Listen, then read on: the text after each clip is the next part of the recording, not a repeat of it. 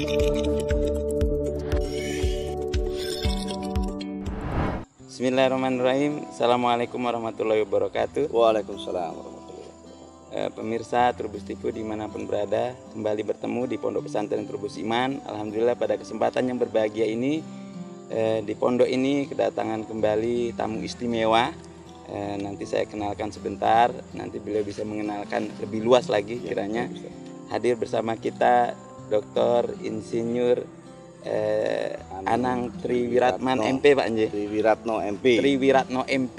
Beliau adalah peneliti ahli media dari Pusat Riset Hortikultura dan Perkebunan, Badan Riset dan Inovasi Nasional dari BRIN. Masya Allah, luar biasa. Ini keberkahan yang luar biasa beliau hadir di tengah-tengah kita semuanya. Semoga kehadiran beliau di sini dengan silaturahim ini banyak keberkahan yang akan kita terima khususnya di lembaga pendidikan pesantren. Selamat datang Pak Anang. Terima kasih Ustaz Daniar. Trubus Iman. Waktu beliau di tengah-tengah kesibukan memberikan kesempatan untuk berkunjung di lokasi kita yang terpencil, Pak Anang ya. Alhamdulillah Ustaz. Pernah datang di tempat yang lebih terpencil dari ini, Pak? Sudah pekerjaan saya beberapa titik sudah kami sering hadiri, datangi gitu Ustaz. Iya, karena biasanya kalau lihat di lokasi kita, kalau kita share lokasi itu memang posisinya di ujung dekat pantai kan di sini, Pak. Iya.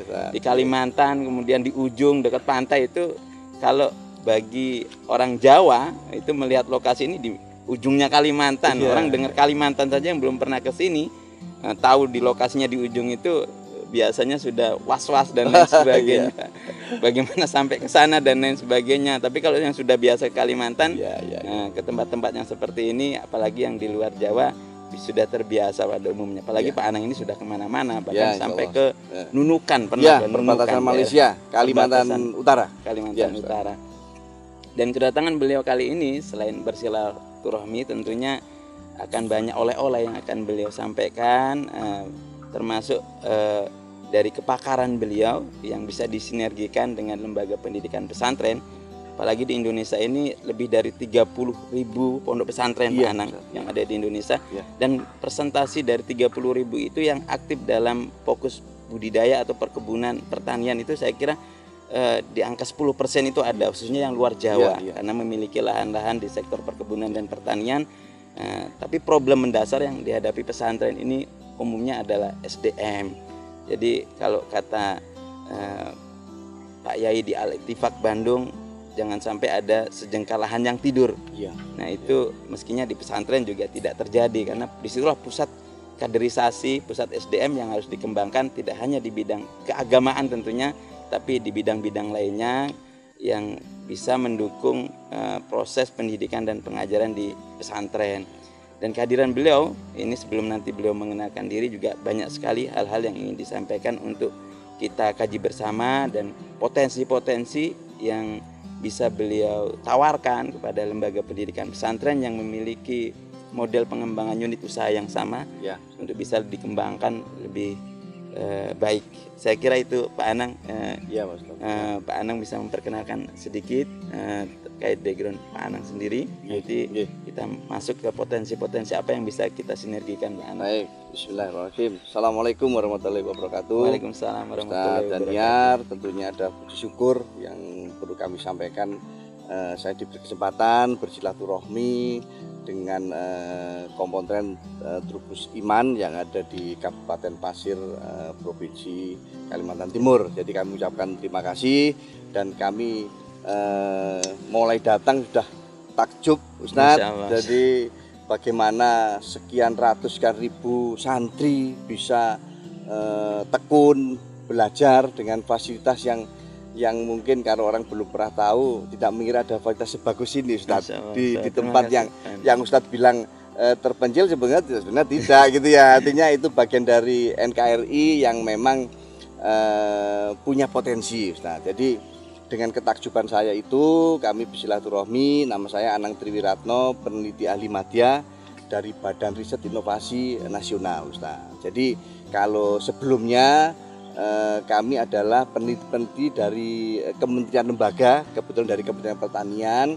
Kemudian ada satu keputusan Presiden tahun 78 nomor 78 tahun 2021 Baru saja, yang, Mas. ya baru saja Ustadz, mewadahi seluruh peneliti dari Kementerian Pertanian, Perindustrian, diberi segala kementerian lembaga itu dikumpulkan, diberi rumah baru namanya BRIN. Nah ini juga sebagai sosialisasi. Jadi kami dengan background peneliti, periset ini mendapat ditemani di rumah baru, Ustadz. Nah, setelah silaturahmi ini kami berterima kasih.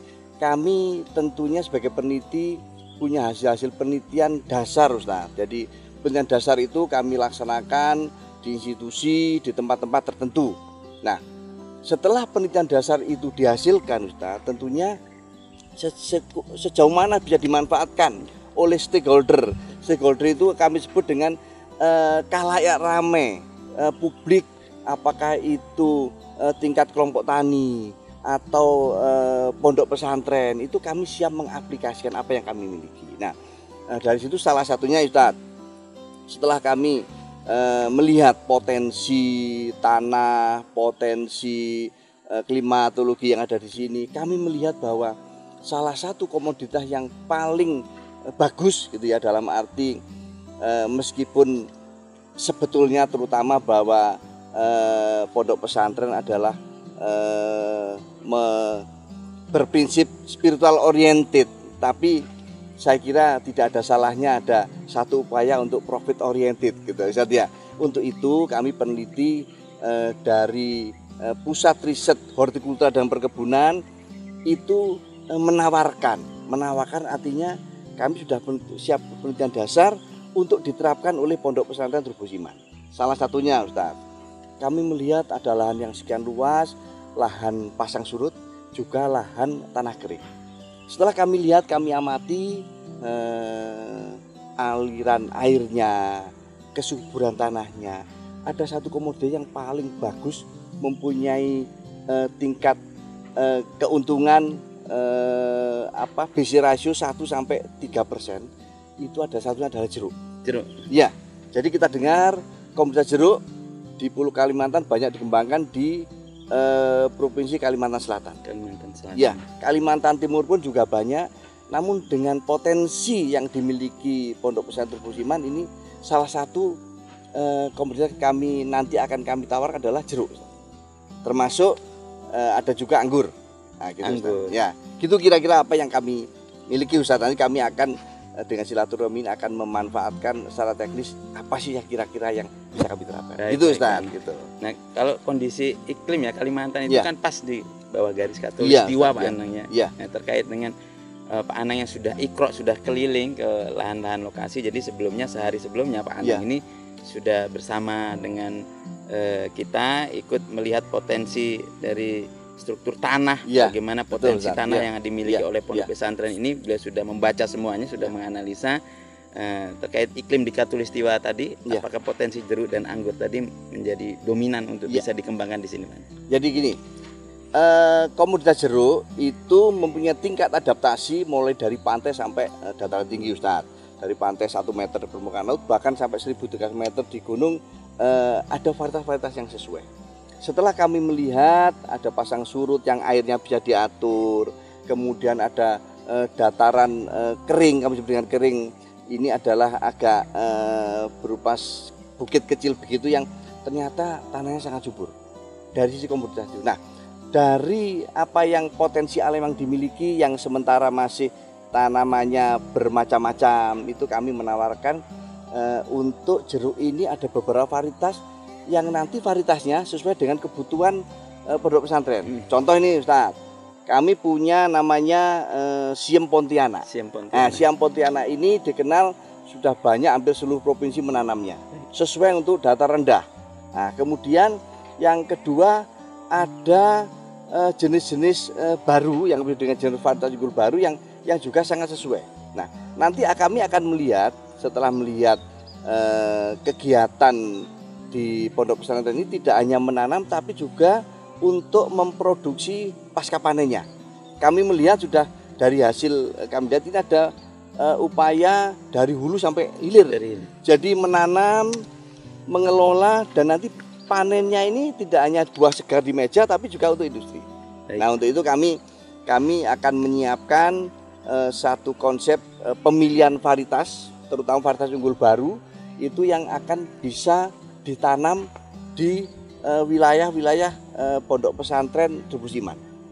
Gitu. Ustaz. Jadi Pak Anang tadi kan biasanya problem yang produk pertanian Ya. atau perkebunan dan lain sebagainya itu masalah utama adalah di finish good-nya tadi Pak Anang Ya. di Ya. hilirnya. Ya, di Jadi hilirnya ketika ya. sudah Nah. budidaya dan lain sebagainya, kemudian panen itu pasca panennya belum Iya, terpikirkan. iya, Ini iya, iya. beberapa solusi tadi sudah diinformasikan Ya, sama Pak ya, Anang ya ya, bahwa ya. untuk skala produksi dan lain sebagainya itu sudah memang disiapkan Ya, untuk ya. produk-produk yang tadi direncanakan Pak Iya, Anang. Ustaz, ya.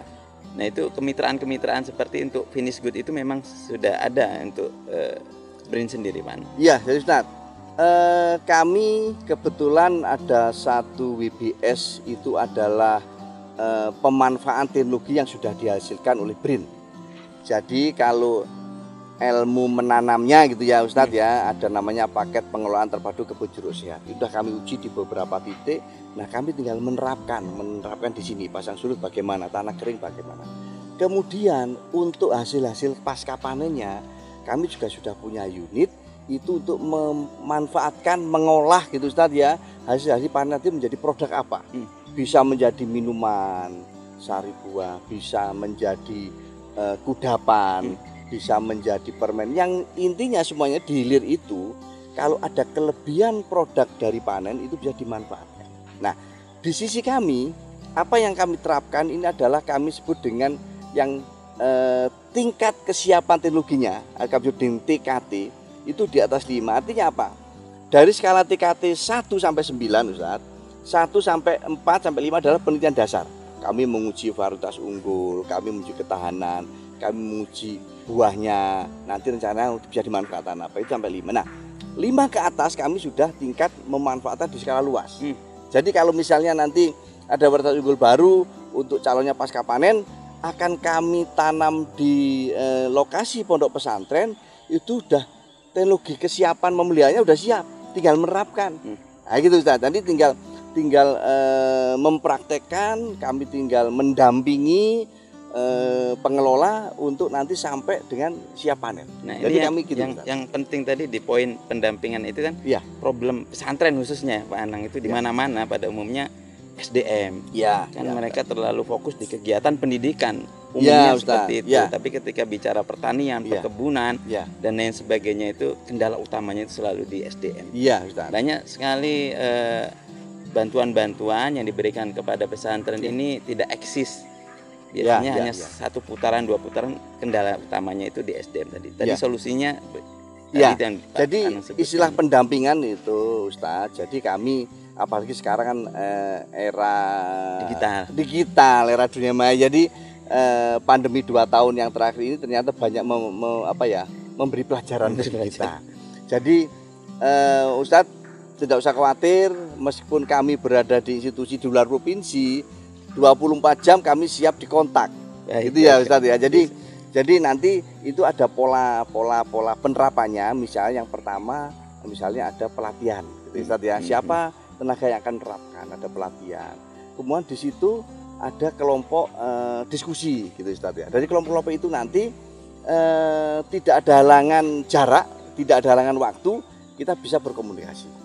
Jadi sekali waktu kami hadir, kemudian mengajari, setelah itu berlanjut siapa yang akan mengelola, siapa yang akan nanti selanjutnya melaksanakan di lapangan. Ada kesulitan, kami siap dikontak. Nah, gitu Ustaz, dari pendampingnya itu. Baik. Ustaz, ya. Kalau dilihat yang di Trubus Iman ini kan kemarin sudah keliling juga beberapa proyek percontohan. Ustaz, Pak Anang sudah mulai dirintis oleh teman-teman. Teman-teman Pak Anang juga. Jadi kedatangan Pak Anang ke sini melihat yang sudah dimulai ini, di antaranya kan ada greenhouse, kemudian ada pabrik jamur dan lain sebagainya. Itu pengembangannya nanti gini, ketika dilihat sama Pak Anang itu langsung ting begitu banyak Pak. Kami ini Ustaz, kami ini peneliti ini kan mungkin lebih rajin mengamati melihat peluang.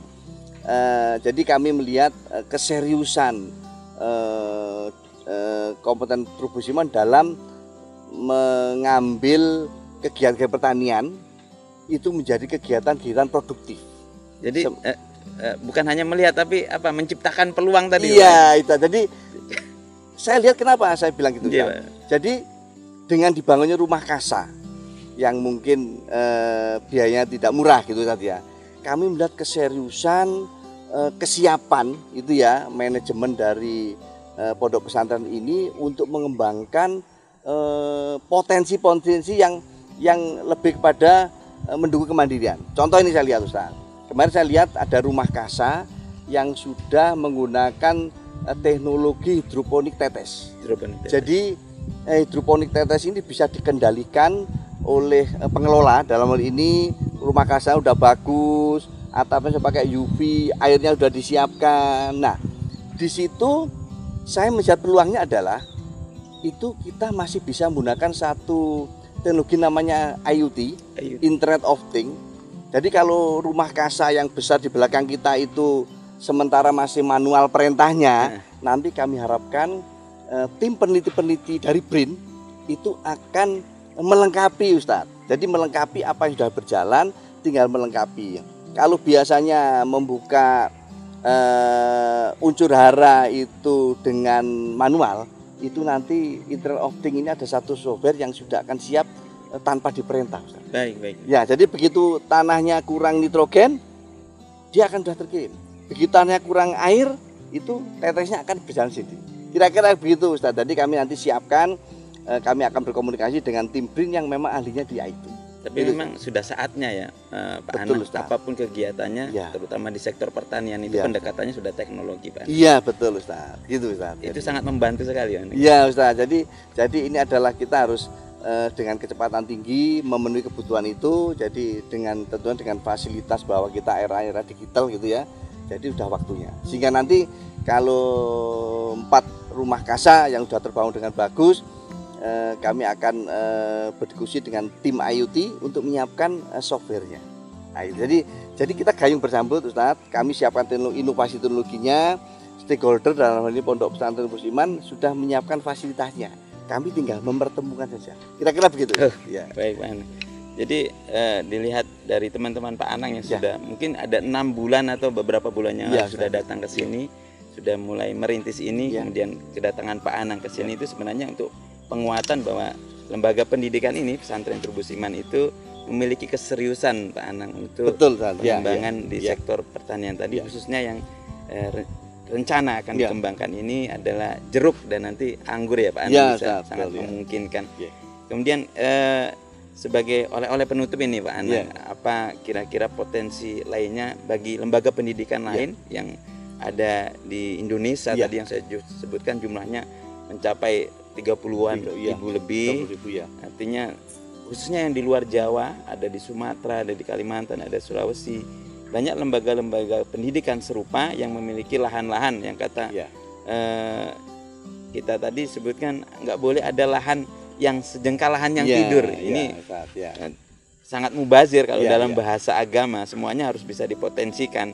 Ini apa pesan-pesan Pak Anang untuk teman-teman yang memiliki lahan yang sama? Jadi begini Ustaz, kami atas perintah Perpres 78 itu seluruh periset peneliti itu dikumpulkan dalam satu badan namanya Badan Riset dan Inovasi Nasional. Itu tentunya dengan satu tujuan maksud adalah memanfaatkan hasil penelitian.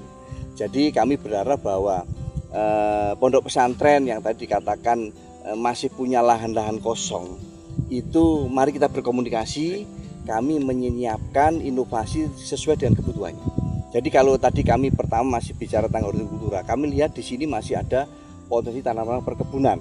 Jadi ada kelapa sawit, ada vanili. Kemudian sempat kami lihat kemarin bukan main adalah upaya di perikanan Ustaz. Jadi perikanan yang kemarin saya lihat ini sudah tidak hanya memelihara tapi sudah pada tingkat breeder. Jadi induknya menghasil anak-anaknya untuk memenuhi sendiri, bahkan untuk sampai dijual. Jadi itu Ustaz, jadi kami Badan Riset dan Inovasi Nasional itu sudah menyiapkan peneliti-peneliti dengan hasil penelitiannya itu untuk bisa diterapkan. Jadi tentunya adalah sudah bukan penelitian dasar lagi, adalah penelitian terapan dengan tingkat kesiapan teknologi sudah di atas 5, atau sudah tinggal diterapkan, sehingga nanti stakeholder tidak perlu mencari-cari lagi, sudah tinggal menerapkan. Jadi ini untuk tidak hanya Trubus Iman, nanti saya kira pondok pesantren yang lain silahkan kita berkomunikasi untuk kami bisa memanfaatkan teknologi yang memang sudah dihasilkan oleh BRIN. Gitu Ustaz. Dan tidak hanya sektor pertanian, Pak Anang, Betul Ustaz. di Iya. usaha-usaha yang sudah eksis pun di pondok Iya. pesantren, kalau Iya. ada problem dan lain sebagainya, saya kira bisa sambung silaturahim ke BRIN, Betul, termasuk Ustaz. di perikanan tadi, Betul Ustaz. Ya, pertanian dan perkebunan gitu Ustaz. perkebunan. Ya, iya, iya. Nah, jadi problem-problem yang biasa ditemukan di pesantren karena Ya. keterbatasan SDM tadi, Ya. bisa bersilaturahim melalui Pak Anang dengan BRIN. Iya, tadi. dengan BRIN Ustaz. Ya. Itu suatu pintu luar biasa bagi kita di Alhamdulillah, Ustaz. lembaga Ya. pendidikan pesantren, Iya, Pak Anang. Ustaz. Itu Ya. termasuk salah satu pencerahan, Pak Anang. Iya, insyaallah. Karena memang problem kita mendasar ya di sektor pengelolaan tadi. Iya. Tanah ada tapi SDM-nya tidak punya. Ya. Setelah SDM ada, kadang modalnya terbatas. Ya. Nah, dengan datangnya pakar-pakar ahli-ahli tadi bisa memberikan tahapan-tahapan Iya. dengan modal terbatas, Iya. dengan lahan yang ada tadi, apa langkah-langkah yang harus dilakukan pesantren untuk Iya. bisa mengembangkan dari dasar tadi, Iya, terutama. Ustaz, Karena iya. memang segala sesuatu kan dimulai dari yang sederhana dulu. Iya Ustaz. Ya. Nah, itu langkah-langkahnya tentu konkret di BRIN ini sudah ada tahapan-tahapan yang bisa dilakukan oleh lembaga pendidikan pesantren. Terima kasih banyak Pak Anang Sama-sama Ustaz pencerahannya. Daniar. Ya. Ini terima oleh-oleh kasih. luar biasa buat kita, khususnya di ya. lembaga pendidikan pesantren. Ya. Tentu ini hanya pengantar saja. Nanti di lain kesempatan beliau akan hadir lagi, baik melalui online atau offline, Ya. untuk melanjuti berbagai perencanaan program yang akan kita kerjasamakan atau kita integrasikan Ya. bersama lembaga pendidikan pesantren. Salah satunya adalah Pondok Pesantren Trubus Iman. Terima kasih sekali lagi Ya, Pak Anang. terima kasih, Kami ucapkan Ustaz, nanti ketemu lain di kesempatan yang berbeda. Ya. Pemirsa Trubus TV, semoga apa yang kita sampaikan di sini memiliki keberkahan dan semuanya kita dalam kondisi sehat sehingga bisa menjalankan rangkaian program perencanaan yang sudah kita harapkan untuk bisa secepatnya dieksekusi, Ya. khususnya di lembaga pendidikan pesantren, bukan hanya di Trubus Iman tapi di seluruh Indonesia harapannya. Terima kasih, kami mohon pamit, Pak Anang. Ya. Assalamualaikum warahmatullahi wabarakatuh. Waalaikumsalam warahmatullahi wabarakatuh.